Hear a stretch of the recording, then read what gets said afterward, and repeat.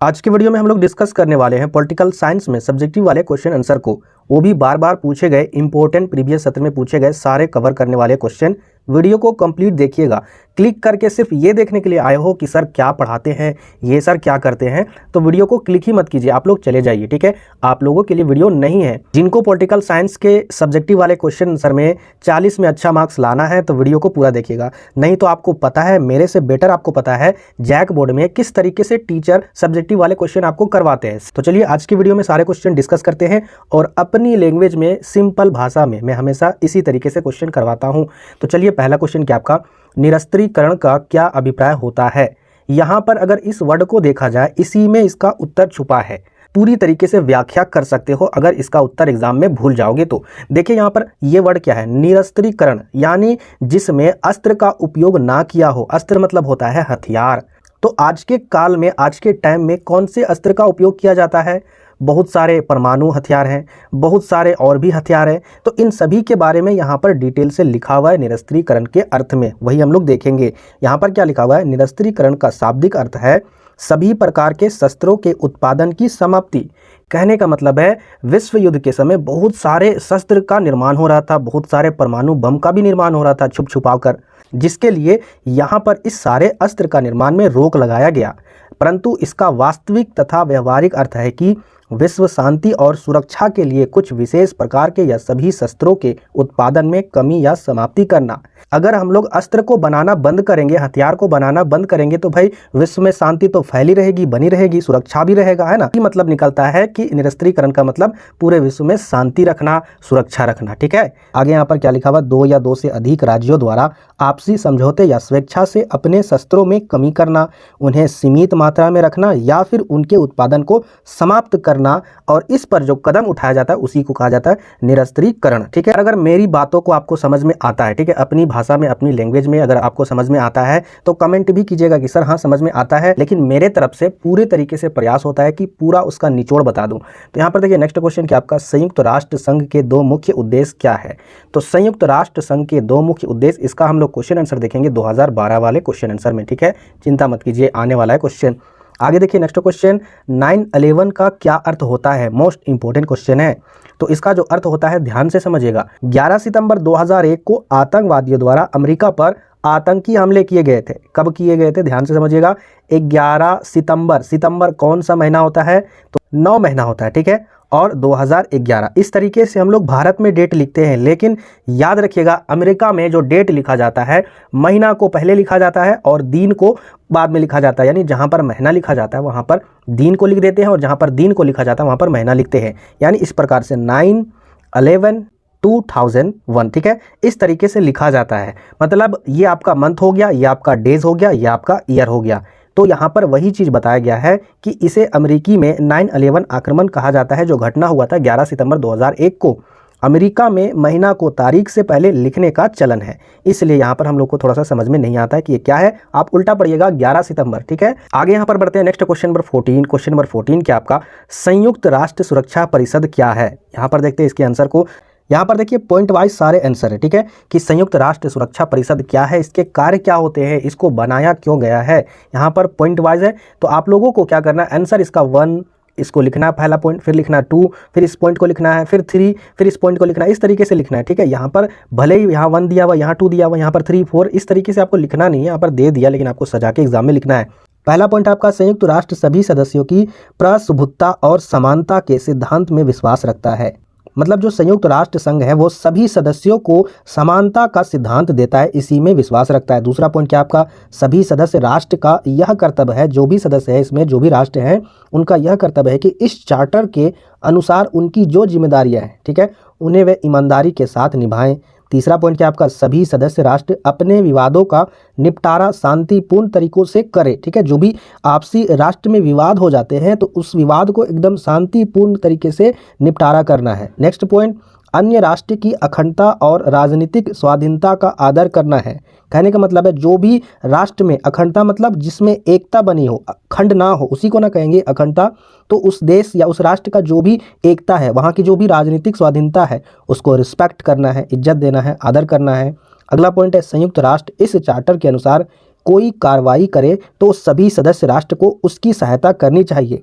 मतलब यहाँ पर अगर कोई भी कार्रवाई करना चाहे इसके अंदर तो सभी सदस्य राष्ट्र को उसकी सहायता करनी चाहिए, मिल के उसकी मदद करनी चाहिए। ठीक है, आगे देखिए अगला पॉइंट, संयुक्त राष्ट्र उन मामलों में हस्तक्षेप नहीं करेगा जो अनिवार्य रूप से किसी राज्य के आंतरिक अधिकार क्षेत्र में आते हैं। आगे देखिए नेक्स्ट क्वेश्चन क्या आपका, अमेरिका ने अफगानिस्तान पर आक्रमण क्यों किया? कोई 3 कारण बताइए। यहाँ पर देखिए इसका उत्तर है 11 सितंबर 2001 को आतंकवादियों ने अमेरिका के 4 व्यावसायिक विमानों को कब्जे में लेकर अमेरिका के महत्वपूर्ण इमारतों को ध्वस्त कर दिया। मतलब 11 सितंबर 2001 को अमेरिका के जो 4 इमारतें थे उसको आतंकवादियों ने ध्वस्त कर दिया था। ठीक है, एनसीईआरटी वाला फ्रंट में देखिएगा, वहाँ पर जो इमारत को उड़ाया गया था उसका चित्र भी है। इसमें लगभग 3000 लोग मारे गए। इस घटना ने अमेरिका के साथ पूरे विश्व को हिला दिया था। अमेरिका की सबसे ज़्यादा शंका अफगानिस्तान पर हुई। दूसरे अफगानिस्तान में तालिबान बहुत आतंक मचा रहा था। ठीक है, दूसरी तरफ क्या था कि तालिबान जो था वो आतंक मचा रहा था, तो उसने अमेरिका जैसे देश को चुनौती दे डाली। इन्हीं सब कारणों से अमेरिका ने अफगानिस्तान पर हमला कर दिया। ठीक है, चलिए आगे यहाँ पर बढ़ते हैं नेक्स्ट क्वेश्चन। और नेक्स्ट क्वेश्चन क्या आपका, विदेश नीति के 4 अनिवार्य कारक बताइए। यहाँ पर देखिए इसका उत्तर है किसी भी राष्ट्र की विदेश नीति निश्चित करने के लिए निम्नलिखित 4 कारक अनिवार्य माने जाते हैं।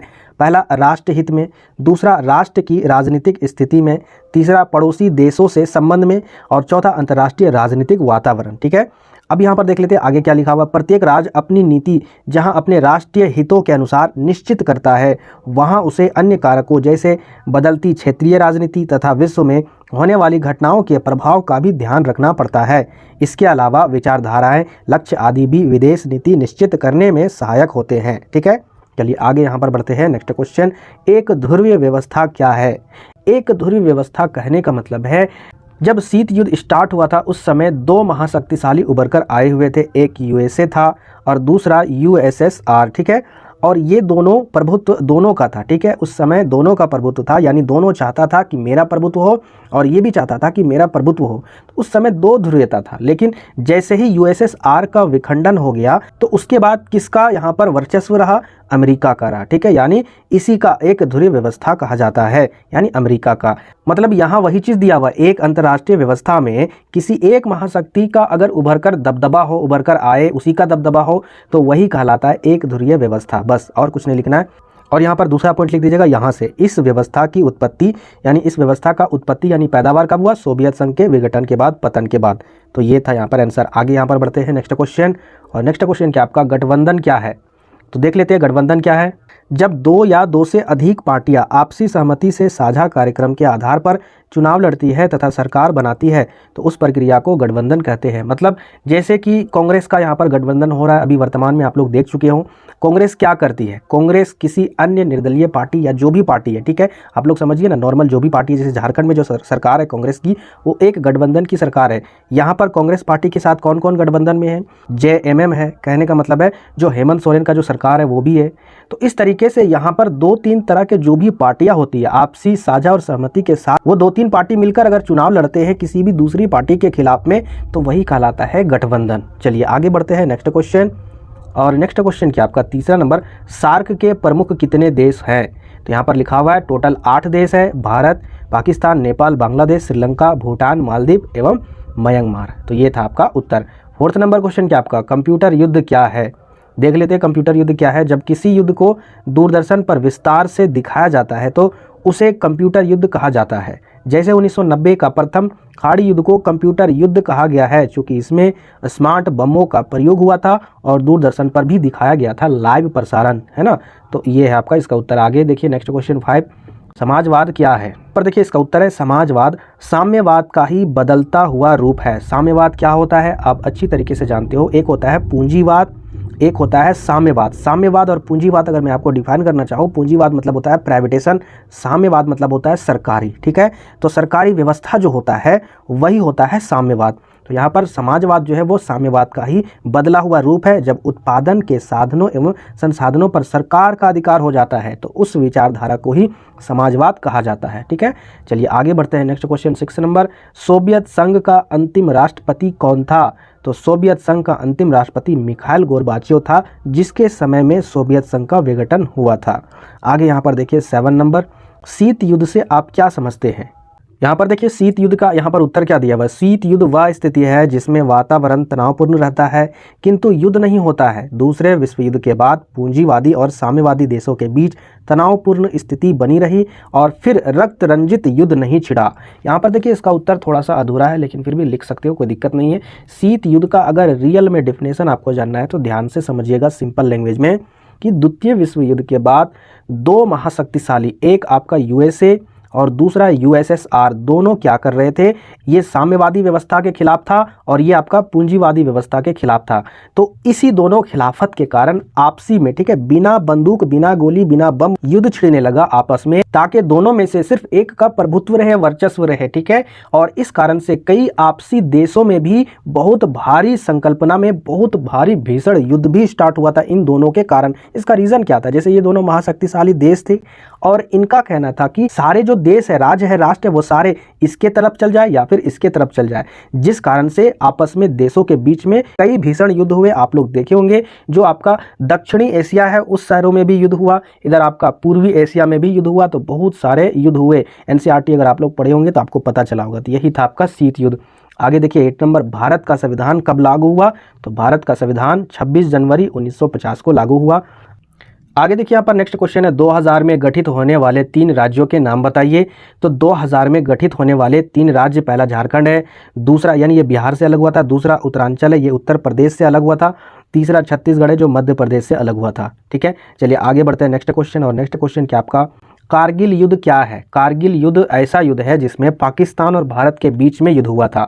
देखते हैं यहाँ पर क्या हुआ था। 1999 ईस्वी में पाकिस्तान ने एक षड्यंत्र के तहत, आखिर पाकिस्तान करेगा क्या, उसका एक ही औकात है कि पीठ पीछे से वार करना, तो वही किया था कारगिल के युद्ध में, मतलब एक षड्यंत्र रच दिया था। इसके तहत भारत के सियाचिन क्षेत्र में स्थित कारगिल नामक स्थान पर हमला कर दिया था, जिससे दोनों देशों के बीच में जो संबंध था, अच्छा खासा संबंध, वो बिगड़ गया था। हालांकि इसमें पाकिस्तान को मुंह की खानी पड़ी थी, मतलब भारत जो है वो औकात दिखा दिया था कि बाप बाप होता है, बेटा बेटा होता है। समझ में आया ना। आप एनसीईआरटी में पढ़े होंगे, ठीक है, अगर नहीं पढ़े होंगे तो आप एनसीईआरटी को एक बार पढ़ लीजिएगा, कारगिल युद्ध वाला, ठीक है। डिटेल से पढ़ेंगे ना तो पता चल जाएगा कि क्या धजिया उड़ाया गया था पाकिस्तान का। तो यहाँ पर देखिए, आगे देखिए 12 नंबर, भारत के पड़ोसी देश कौन कौन है। तो भारत के पड़ोसी देश यहाँ पर देखिए, पश्चिम में पाकिस्तान, पूरब में बांग्लादेश, दक्षिण में श्रीलंका और उत्तर में नेपाल तथा चीन। ठीक है, देखिए यहाँ पर बहुत सारे स्टूडेंट को पते ही नहीं है कि पूरब किधर है, पश्चिम किधर है, उत्तर किधर है, दक्षिण किधर है। तो याद रखिएगा, ऊ से ऊपर, ऊ से उत्तर, ठीक है, और दक्षिण इसके जस्ट अपोजिट में यानी नीचे, और इधर दाहिनी साइड होगा आपका पूरब और इधर बाएं साइड इसका पश्चिम। तो इस तरीके से आप देखिएगा और डिफाइन कीजिएगा। चलिए आगे बढ़ते हैं। नेक्स्ट क्वेश्चन क्या आपका, भारत में नियोजन का मुख्य उद्देश्य क्या है। यहाँ पर देख लेते हैं इसका उत्तर क्या आपका, भारत में नियोजन का मुख्य उद्देश्य है सामाजिक और आर्थिक समस्याओं का नियोजन की प्रक्रिया से हल करना। इसी उद्देश्य से 1950 में एक योजना आयोग का गठन किया गया था, जिसका अर्थ है स्रोतों का आकलन कर प्राथमिकता के आधार पर योजनाएं तैयार करना। मतलब इसका मेन मुद्दा क्या है, योजना निर्माण करना, योजना तैयार करना। ये योजनाएं 1 वर्षीय या फिर 5 वर्षीय भी हो सकती है। तो यहाँ पर इस तरीके से डिफाइन कर सकते हो इस प्रश्न को। आगे बढ़ते हैं नेक्स्ट 14 नंबर, भारत के 5 वर्तमान राष्ट्रीय दलों के नाम बताइए। तो यहाँ पर देखिए 5 वर्तमान में अभी के टाइम में जो राष्ट्रीय दल है, पहला आपका भारतीय राष्ट्रीय कांग्रेस, ठीक है, जो अब कांग्रेस के नाम से जानी जाती है। दूसरा भारतीय जनता पार्टी जो भाजपा है। तीसरा भारतीय कम्युनिस्ट पार्टी। चौथा भारतीय कम्युनिस्ट यानी मार्क्सवाद पार्टी। आगे बढ़ते हैं नेक्स्ट क्वेश्चन। और नेक्स्ट क्वेश्चन क्या आपका, 16 नंबर, संयुक्त राष्ट्र के 2 कार्य को लिखे। तो यहाँ पर देखिए 2 कार्य क्या थे, युद्धों को रोकने का, यानी जो युद्ध होते उसको रोकने का, शांति और भाईचारे स्थापित करने तथा जन कल्याण के कार्य करने के लिए 24 अक्टूबर 1945 को संयुक्त राष्ट्र की स्थापना की गई थी। तो यहाँ पर देखिए इसके मुख्य जो कार्य है वो पहला है अंतर्राष्ट्रीय शांति और सुरक्षा कायम रखना। दूसरा अलग अलग राष्ट्रों के बीच मित्रतापूर्ण संबंधों को बढ़ावा देना, है ना। आगे यहाँ पर देखिए तीसरा नंबर, आपसी सहयोग द्वारा आर्थिक, सामाजिक, सांस्कृतिक तथा मानवीय अंतर्राष्ट्रीय समस्याओं को भी हल करना।